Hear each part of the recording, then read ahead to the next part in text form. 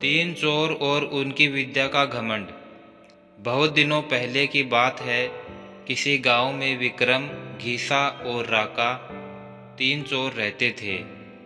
तीनों को थोड़ा थोड़ा विद्या का ज्ञान था, लेकिन चोरों को विद्या का ज्ञान प्राप्त होने के कारण उनमें बहुत घमंड था। विद्या द्वारा तीनों चोर गांव में बड़ी बड़ी लोहे की तिजोरियों को तोड़ देते थे और बैंकों को लूट लिया करते थे।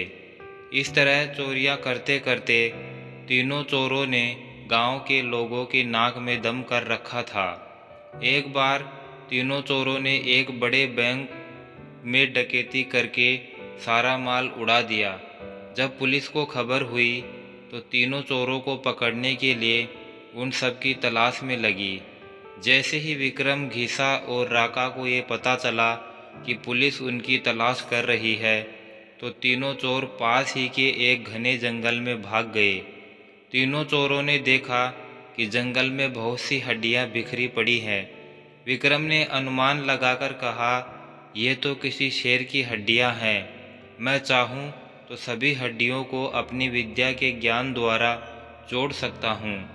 घीसा को भी विद्या का घमंड था, सो वह बोला, अगर ये शेर की हड्डियां हैं तो मैं इनको अपनी विद्या द्वारा शेर की खाल तैयार कर उसमें डाल सकता हूँ।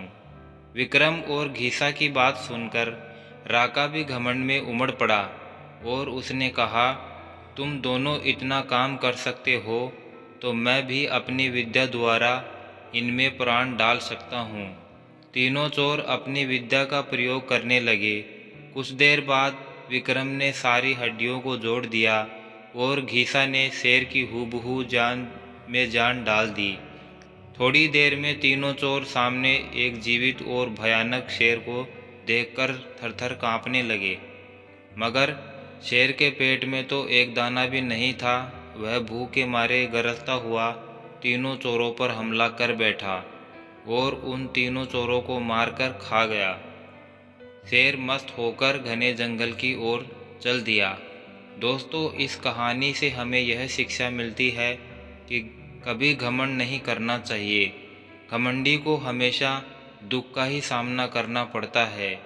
यदि तीनों चोर अपनी विद्या पर घमंड न करते तो उन्हें अपनी जान से हाथ न धोने पड़ते। अतः हमें अपनी विद्या का प्रयोग हमेशा सोच समझकर और सही वक्त पर ही करना चाहिए। तो दोस्तों, उम्मीद करता हूँ कि ये कहानी आपको पसंद आई होगी। तो एक प्यारा सा लाइक करें और साथ ही साथ चैनल को सब्सक्राइब कर बेल आइकन ज़रूर प्रेस कर लें, ताकि आने वाले नए वीडियो की नोटिफिकेशन आप तक सबसे पहले पहुंच जाए। वीडियो को अंत तक देखने के लिए आपका दिल से बहुत बहुत धन्यवाद। जय श्री श्याम।